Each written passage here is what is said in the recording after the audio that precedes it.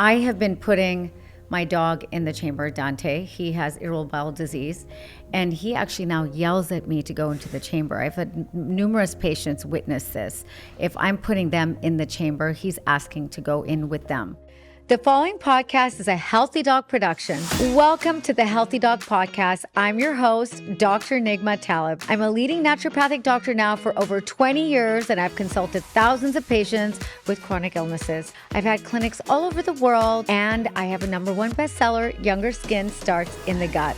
Listen, I know there's a lot of health information out there in the health and wellness world, and it can be a bit overwhelming. So I'm here to set the record straight and give you my expertise along with my expert guests here in studio in sunny Los Angeles. I only take drugs with other people who take them on a regular basis because I don't have time for that. A lot of chronic diseases stem from mitochondrial dysfunction. Yes, and you know what I love talking about, right? Poop. Yes. You can ask me about my poop? Yeah, I'm going to talk about poop. Okay, please. This podcast is your go-to for achieving optimal wellness from the best of beauty and longevity and everything in between, because after all, wellness comes from the inside out. Welcome to the Healthy Dog Podcast. I'm your host, Dr. Nigma Talib. Hyperbaric oxygen therapy, otherwise known as HBOT, involves breathing in pure oxygen in a pressurized tube or a room, and it's well established for compression sickness. But what else is it good for? Today we have the CEO of OxyHealth, who's a world-renowned doctor and specializes in hyperbaric therapy. Can I introduce you to Dr. Mayur Patel? Nice to have you here. Yeah, thank you for having me today. To date, your company has sold over 15,000 hyperbaric oxygen units. Where did you come up with being a doctor and then going into hyperbaric oxygen therapy? Yeah, of course. Well, we've actually sold 18,000 units over the past 25 years. So as you can imagine, we're very well experienced. We've seen a lot, and we've also had the pleasure of watching this industry grow and evolve. It's a lot different how hyperbarics is used today than how it was used 20, 30 years ago. So as you can imagine. A little bit about my background is I'm actually a pharmacist. So I went to pharmacy school, got my PharmD, and rather than going the traditional route, it was actually my dream to one day open a functional medicine compounding pharmacy. Very much aligned with this industry and what we're doing. However, along the way, with my family background in hyperbarics with this company, I saw an opportunity. And I saw a need. There was a need for more awareness around hyperbarics and what it can do. I saw many limitations and a lot of research to really show that this is a therapy that has a very broad application around a regenerative approach overall. Mm-hmm. But it was limited. And so my involvement in the company really started with finding different ways or exploring new opportunities to alleviate this barrier, to really open the door, which is where I bring my background in pharmaceutical, especially my skill set in research, to really find an evidence-based approach to not only showing and validating what hyperbarics can do, but to build off of as we move forward and this industry evolves. And you said something really interesting. I mean, hyperbaric has been around since the 17th century, actually, if you think about it. And it just got more popular after World War II. And so I wonder, for decompression sickness, which is the air bubbles in the blood, if people don't know what decompression sickness is, if you've ever scuba dived, I haven't, but it's one of those things that I always get worried about. Mm-hmm. But it's one of those treatments, and also really good for carbon monoxide poisoning, now used for wound healing. And I think those were the basic ones in the last 10 years that have really been more established and scientifically validated. But in my experience as a naturopathic doctor, I've seen patients, when I had my practice in Vancouver, I would refer them to hyperbaric oxygen therapy for, anyone with a stroke or cardiovascular disease. Can we go more into that? Because I feel like that's where there's a lot of confusion on who can use hyperbaric oxygen therapy. Is it only for extreme cases, or is this something that can be used in conditions? Let's start with stroke. Let's start with that one. Of course. So let's start with the basics of hyperbarics, because it'll Yes. make a little bit more sense Sure. why they're being applied to a lot of these other indications. We have a modality that has very strong anti-inflammatory properties, right? So right off the bat, you have something that has strong anti-inflammatory properties. We also have a modality that can help produce more cellular ATP, so improving mitochondrial health. I have one of my I firmly believe that a lot of chronic diseases stem from mitochondrial dysfunction. Yes. So now when you focus on optimizing the mitochondria, we can really see how this can potentially have a broad application, because they're all stemming from one common factor, or one of the many common factors as well. There's also an effect on stem cell mobilization, right? So research has shown that hyperbarics can mobilize the stem cells that we have in our bone marrow into your blood circulation. So the reason I bring up these three different mechanisms is as you can imagine, they tie into an application like stroke, right? So we're getting Right. more blood flow to an area that's ischemic. Not only are we getting more blood flow, but we're kickstarting different things such as neurogenesis with some of the long-term factors at play with hyperbaric therapy. We're also reducing any residual inflammation that may be causing a decrease in circulation to that affected area as your body tries to protect itself. And with stem cells, of course, we have unprogrammed cells circulating through your system and actively looking for different areas to work on, areas that are creating a demand. So the three in combination can really go to support something like stroke. So with stroke patients, hyperbarics isn't necessarily activating the dead tissue in a stroke patient, like from a neurological standpoint. But the area around the dead tissue, the intermediate tissue that may be in kind of like this intermediate zombie mode, that's the tissue that hyperbarics has shown to really activate, which is why we see a presentation in clinics where patients are responding to something like hyperbarics. So if somebody, for example, had their broca was affected, for example, we might see some progression in their speech. Doesn't mean that you're going to necessarily have a full recovery to baseline, but we're able to slowly move the needle and improve depending on the severity of the person's tissue or the brain matter. I want to share something that could literally slow down how you age, inside and out. Let's talk about hyperbaric oxygen therapy, or HBOT. You've probably heard of it being used for athletes or wound healing, but what you may not know is the latest research is showing powerful benefits for cellular regeneration, brain health, and even reversing some biological markers of aging. Hyperbaric chamber works where you breathe in oxygen at higher than normal pressure. This process stimulates your tissues with oxygen and beyond what your body can normally get in. That extra oxygen jumpstarts your cells, helps natural repair processes, reduces inflammation, and boosts collagen production. It even stimulates the growth of new blood vessels. Studies have shown improvements in telomere length, which are kind of like protective caps on your DNA that shorten as you age. Longer telomeres, that's linked to healthier aging. If you're feeling the effects of aging, maybe it's slower recovery, brain fog, or skin that's lost its luster and glow, hyperbaric oxygen might be a powerful tool to help you feel sharper, stronger, and more vibrant.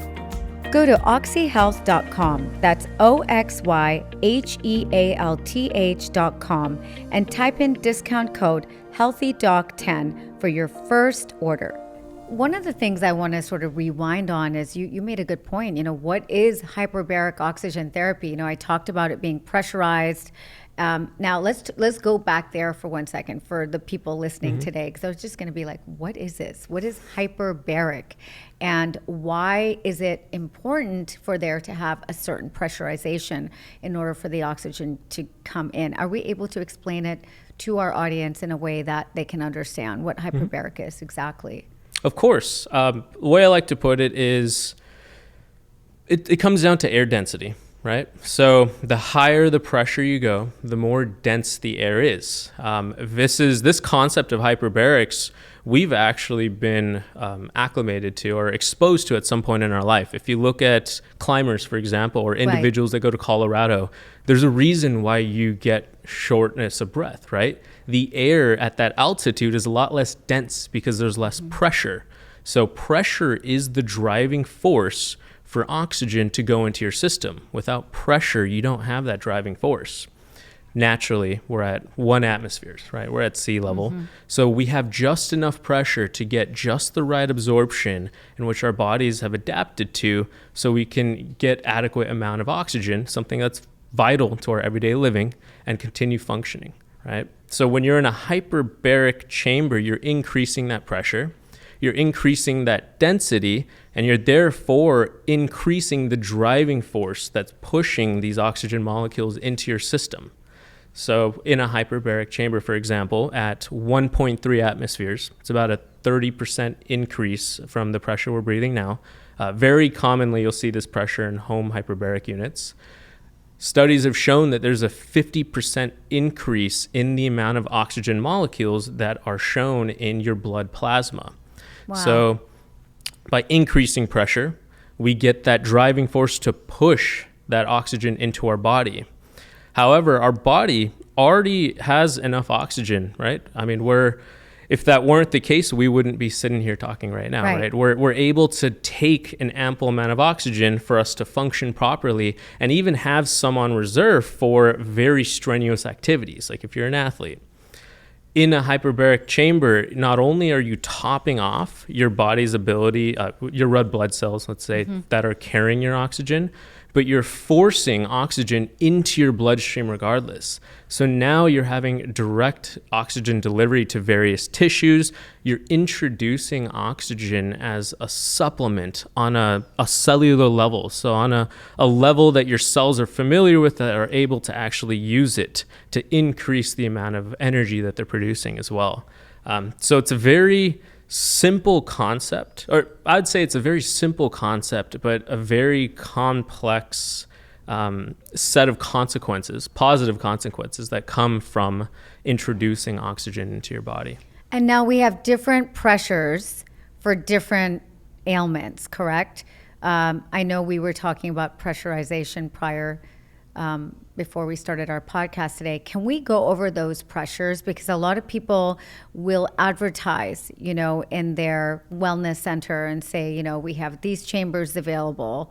And what are the chambers that what do we need to look out for as, an audience? Like, say we want something for optimal wellness, we want something for bone density, or if we've had wound healing, somebody's just had plastic surgery or had a microneedling treatment with Dr. Nigma. We know my microneedling treatments are pretty brutal because I go quite deep into the tissue.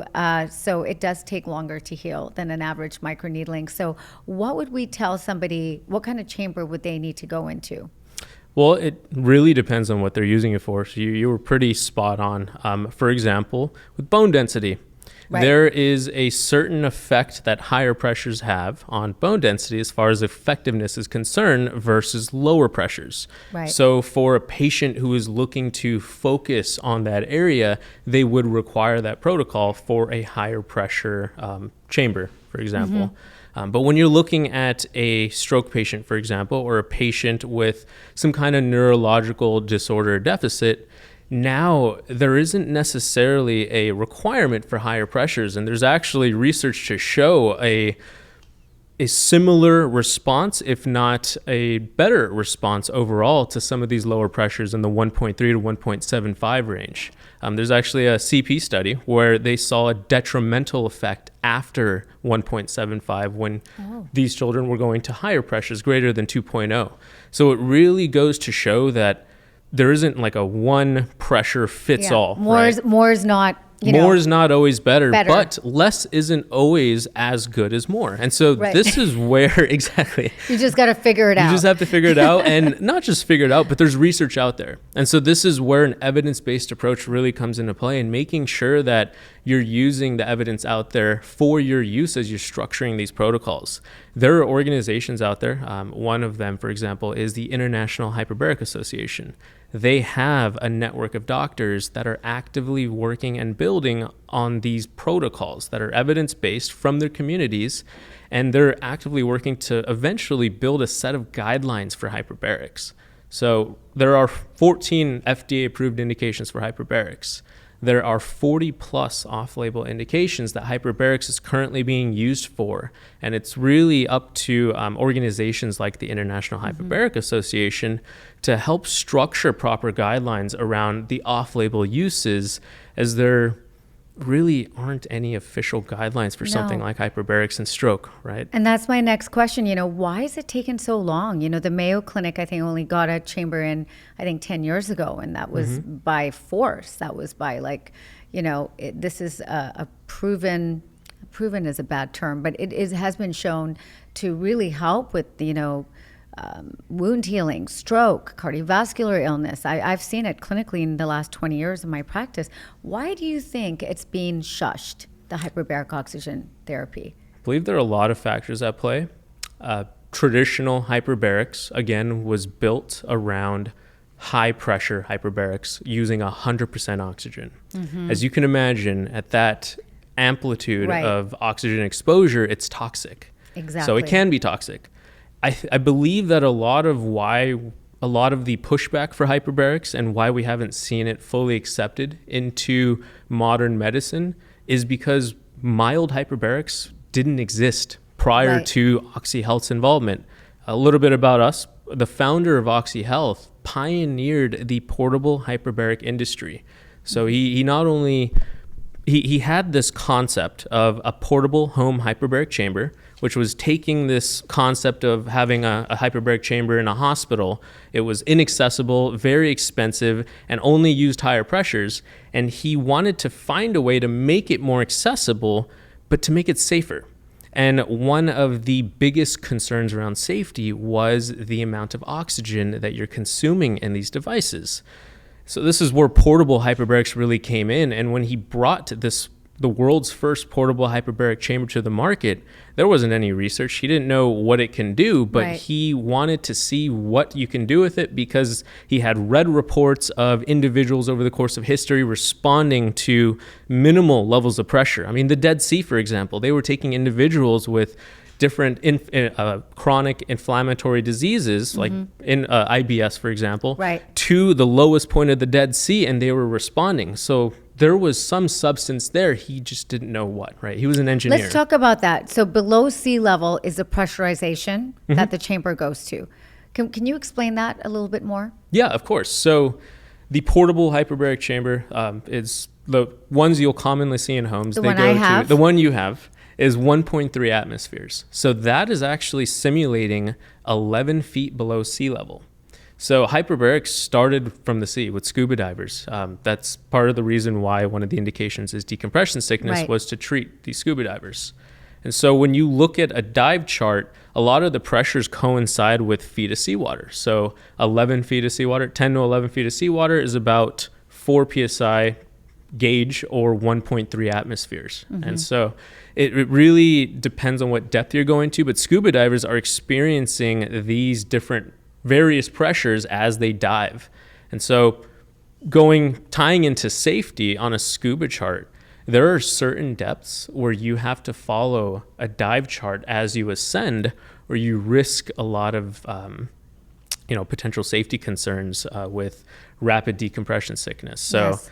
again, this is part of why I believe hyperbarics hasn't been widely accepted, because of the risks. There are a lot of risks putting yourself at some of these extreme pressures.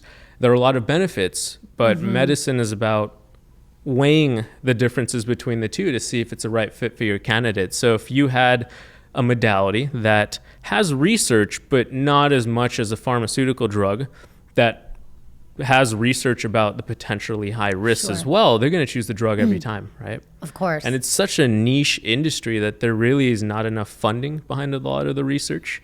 I myself am very excited for the next 5 to 10 years. I do believe more institutions Yes. will jump in Oh, and I push definitely for think more so. research, because a lot of questions need to be answered to find Absolutely. out, especially now with the emergence of lower mild pressures. From PMS to perimenopause to menopause to postmenopause, I've lived through it all. And through every stage, one thing becomes clear. Hormone fluctuations change how our bodies regulate temperature, especially at night. When your body overheats, even slightly, it disrupts deep, restorative sleep. The kind of sleep your hormones, metabolism, and mood depend on. That's why I can't live without my Rani Lounge pajamas. Their advanced technology activates natural fibers, making the fabric moisture resistant, naturally fresh, and ultra breathable, allowing your body to stay cool and regulate temperature the way nature intended. Better temperature control means deeper sleep, better recovery, and a body that feels truly at ease. Whether at home or traveling, staying cool, fresh, and comfortable has never felt so effortless. Go to RaniLounge.com, that's RaniLounge.com, and use my code HealthyDog15 and get 15% off your first order and experience sleep the way it was meant to be. I have been putting my dog in the chamber, Dante. He has irritable bowel disease, and he actually now yells at me to go into the chamber. I've had numerous patients witness this. If I'm putting them in the chamber, he's asking to go in with them and leave me behind, which is, as you can see, he's like a Velcro dog, never wants to leave my side. But when it comes to the hyperbaric chamber, he wants to go in. And he has actually done really well with his irritable bowel disease. He's on a special diet, but I really think it's helped, and it's helped me. It helps me sleep at night. And, sometimes I go in for an hour, sometimes I go in for 45 minutes, but it's about 3 times a week. I really notice a difference. And this is what you call mild hyperbaric oxygen therapy. And could it be that people like myself are, stressed out, working, forget to breathe, once you go to the chamber, you're getting this pressurized oxygen that is just filling your red blood cells and pushing and forcing you almost to breathe and putting you into a state of relaxation. So I think there's a lot in it, because IBS, IBD, anxiety, oxygen, there's a correlation, you know? And, I think there's a bigger picture here as well. The world we live in is extremely toxic. Fair enough, yes. Our environment is only getting more toxic every day. I mean, I hear this all the time, how there's an analogy, right? We consume a credit card's worth of plastic every day. I heard somebody discussing that earlier. That is true. You consume quite a few plastics on a daily basis. You also consume quite a few heavy metals. You're exposed to different toxins, right? There are so many pollutants out there.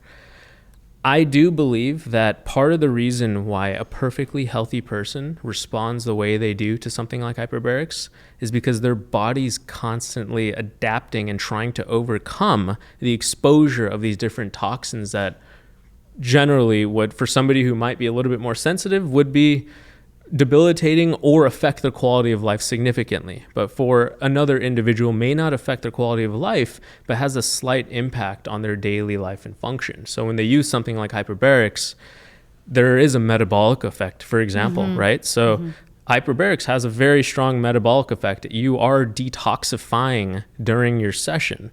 So I think that's part of the reason why some individuals come out saying, wow, I feel amazing, right? Because they don't realize that whatever they ate for lunch may have an effect on their cognitive function, which is why they feel brain fog, right? Or what they did the night before. Right. Because everything's going to your digestion to digest, and you're losing that blood flow to the brain as well, and that oxygen. Yeah, 100%. And so how do people figure out, what chamber to use, or what chamber, if people are listening and they want to get a device for their home, how do you decide which chamber to get for your house? Yeah, well, first, consult with a doctor, regardless if you're going to a clinic or putting this in your home. This is a prescription device. So what are let's talk about the contraindications. Who cannot go into a chamber? Biggest one, if you have an active or a history of a pneumothorax, you are contraindicated for Which is a puncture in your lung, by the way. sac of air in your lung. So it's something not fun. It's not something that you would not know you had. most likely have been in a hospital setting or have been working with a doctor to solve this issue. So that is the main absolute contraindication. An inability to clear your ears. So if you're unable to equalize your ears, that is a contraindication. More so the concern is comfort, but when you're going to extreme pressures, it is a contraindication because there can potentially be some barotrauma if you're unable to equalize your ears properly. And the third one is claustrophobia, because the last thing, and these are absolute contraindications. There's a long list of relative contraindications, but claustrophobia, of course, somebody who is unable to be inside of a hyperbaric chamber shouldn't be somebody who's forcefully put inside. Right. So this is something that you want your patient to be aligned with, Right. To accept. Definitely don't trap anybody inside of a chamber unwillingly. I did it to myself. I'm very claustrophobic. When I got the chamber, I was like, how am I going to do this? And after I literally just closed my eyes and I was just like, you just have to talk yourself. And it was just one session and I felt the benefits and I was like, I'm going to get over this. So I think you can, even somebody like myself who's super claustrophobic, you will get over it. It's just the home ones, before they inflate, it's quite, closed in. But then as it inflates, it becomes a larger space and you can see out through the front. So it's a lot roomier. Yeah, it's a lot roomier and it's not a long time to decompress as well. So, if you do feel, you can always decompress yourself and let yourself out. Yeah. And I myself am actually very claustrophobic. So the first time I tried to go inside of one, I couldn't do it. I got inside, felt like I couldn't breathe, and got out immediately. Yes. Then the second time, I reminded myself, that feeling that I couldn't breathe wasn't necessarily because I couldn't breathe. It was just anxiety driven. So I reminded myself mentally, if there's one place in the world where I absolutely can breathe, it's inside of this chamber. Exactly what I did. So don't think I'm suffocating. I know it feels tight, but Yes. it's in my head. It's a mental block. And once I got over that, it really completely changed. Honestly, it changed my life. Me too, I yes. look forward to using my chamber every day. Me too. I haven't gone a single day without missing my regimen. So. And it's so great. I do all my work in there if I need to, or I'll do a meditation. And he goes in there and he goes to the other side of the chamber and just leaves me. It's like he wants his me time. It's like, I've had enough of you. I'm a Velcro dog, but whilst I'm in here, this is all about me. And he literally sits in there and I can't say, do you want to go in the chamber? I'm closing his ears now because he wants to go in it all the time. It's really, really funny. Yeah. And so I feel like animals know, and I feel like he's done, exceptionally well. And I think healed his gut from that. True wellness lives in the smallest details: the air you breathe, the water you wash with, and the surfaces you touch. That's why Koala Eco, with their beautiful botanical ranges for home, laundry, body, and even pets, is the only brand I trust. Elegant living without compromise. Visit koalaeco.com, that's KOALAECO.com, and use my code HEALTHYDOG15 for 15% off your first order. Not everyone can have a chamber in their house. So if they're going out and looking for chambers, this is something that I found really scary, Dr. Patel. And correct me if I'm wrong, are there a lot of chambers out there in the state of California that are unlicensed, non-FDA compliant devices? And what do you say about that? There are quite a few chambers, not just in California, across the United States and across the world, that are just unregulated. So when I say unregulated, FDA is a part of it, but there are other organizations as well, FDA being the biggest because this is a prescription device. But yeah, there are a lot of manufacturers out there smuggling chambers into countries like the United States as sleeping bags, for example, and getting them into patients' homes. I'm all for increasing accessibility around hyperbarics. Yes. However, when it comes to a medical device, you're putting a human life inside of it. So whether you're putting yourself in, you're putting your family in, you're putting your own child in, you want to make sure that everything that they're doing inside, everything they're consuming is safe for their use, especially under pressure. So for example, the FDA regulation, the 510K clearance we have. That's my stamp of reassurance if I were a consumer, that would be my stamp of reassurance when I'm looking at medical devices or specifically hyperbaric chambers, that this device is from a reputable manufacturer, that they have things in place for good manufacturing practices, right? So not just having an actual manufacturing facility with proper practices, but are they doing the proper tests? Are they testing their materials to ensure that they're safe for human consumption, that they're not off-gassing anything into the unit that your patient would eventually be breathing? Are they using adhesives, right? We don't use any adhesives on our chambers, for example. Everyone thinks that we're gluing our seams together. This is a medical device. It's unheard of to do that. We use something called sonic welds, right? So it's welding it at a certain very high frequency that's kind of meshing the material together. A lot of manufacturers, they put adhesives on there. Adhesives, as we know, they're toxic, they're man-made, and a lot of them off-gas. Yeah, they're glue, basically. They're glue. And so I've you're actually inhaling the oxygen with the glue.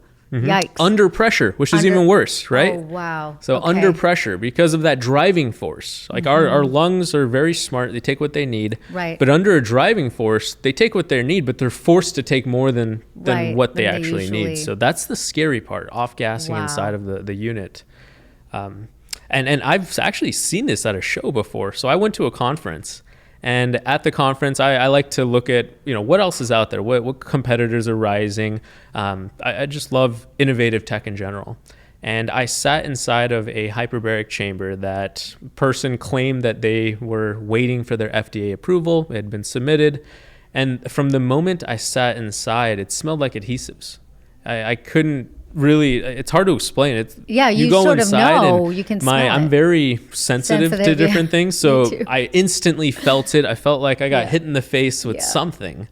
And it wasn't something I personally would ever want to go in, let alone put a family or a patient inside of. So it's really important to pay attention to certain things. If you're at an in-person event and you see a unit, pay attention to the smells inside. That's a pretty good gauge of what materials they might be using as well.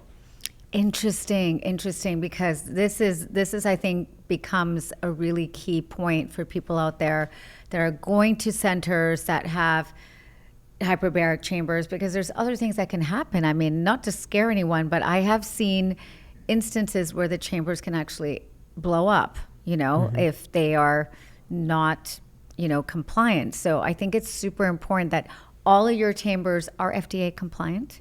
So that's really amazing. And that's why I went to your chamber immediately, because I was like, I want an at-home device that I can actually use for patients if I need to, because after they get one of the Dr. Nigma microneedling sessions, it's a long recovery. It's like almost a week. So I find it speeds it up by like half. So if you did the chamber at least once a day, for the 7 days, you would literally end up with 50%, less, I would say, side effects or healing time. Okay, well, this is good to know for people that are listening out there. I've built my entire clinical philosophy and even wrote a book called Younger Skin Starts in the Gut around one simple truth. If your gut isn't optimal, nothing else works. Genova Diagnostics GI Effects Test is the gold standard in functional stool testing, mapping your microbiome, digestion, inflammation, and nutrient absorption with clinical precision. It's a crappy job, but someone has to do it.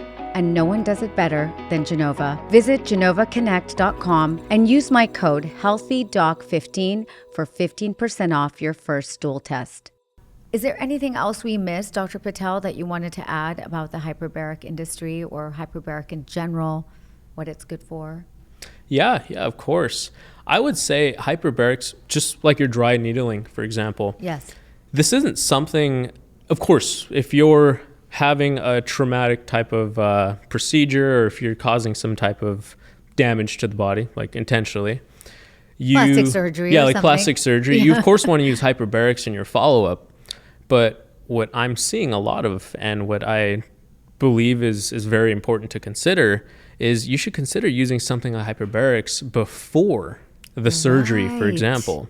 So when you use it before, you have your immediate benefits, right? So when you're inside, you're having an increase in circulation, better oxygen delivery, you're having an increase in ATP production. But a lot of the longer term mechanisms, like different growth factors, the stimulation of angiogenesis, those take some time, right? Right. So you're not, for angiogenesis, for example, you're not building new capillary beds right off the bat. It takes some time to get to that point. So to do it beforehand. You're priming the body when you do it beforehand. Okay. So by doing it beforehand, we work with a lot of plastic surgeons, and what they'll do is they'll prescribe 2 months of hyperbarics, one before the surgery and one after. So they pre-treat for about a month at home. They're consistent. They stay on track. They have their surgery, and then they do their 30-day follow-up. I love that. And that makes so much sense. And I do that with a lot of my patients as well. Dr. Patel, this was so informative. I'm looking forward to more doctors coming and talking about hyperbaric oxygen therapy. It's more than what it should be used for. It should be used for maintenance. It should be used for anxiety. It should be used for, wound healing. It should be used for so many other things than what it's indicated to be used for. So I really hope that a company like yours is going to pave the way for the future. And I'm excited for the next 5 to 10 years as well. So I really think this is going to be something that people are going to have in their own homes and use on a daily basis. Yeah. Before I let you go, I know you know what industry I work in, right? You know I'm known as the poop doctor, right? So I wanted to ask you a question. How many bowel movements a day do you think is normal for the average person? And this will be easy for you because you're in this industry, I would say 2 to 3. 2 to 3. Okay. Wow. At least one. That's like super healthy. Well, I think it's also about how much you eat as well. But I think if per meal, if you're having a bowel movement, it's super healthy. As long as it's S-shaped, all in one form and sinking, we're good. But if it's the other stuff, I don't know if you've ever seen my poop video about the different, I've got pebble poop and porridge poop. There's a bunch of them. There's a bunch of the poops. You have to have the regular S shape. But that was a good answer. That's probably because you're so healthy. I wanted to give you a little gift for joining me here today. And it's a bunch of my goodies, but it's also a poop kit. And it's by Genova. You're going to be doing a 3-day poop sample, not here right now, but when you get home, over the next 3 days, you're going to do a sample, and it's going to look at who's actually living in your microbiome. And we'll have a follow-up consultation to review all of your results. So I'm looking forward to that. Yeah, likewise. Thank you. I really Thank you appreciate it. for coming on the Healthy Dog Pod. And for those listening, where can people find you? So we're at quite a few trade shows. You could always find us on our website. It's www.oxyhealth.com. And we're at quite a few trade shows. So if you're at AFRM, the Anti-Aging Longevity Conference in December, we'll be there.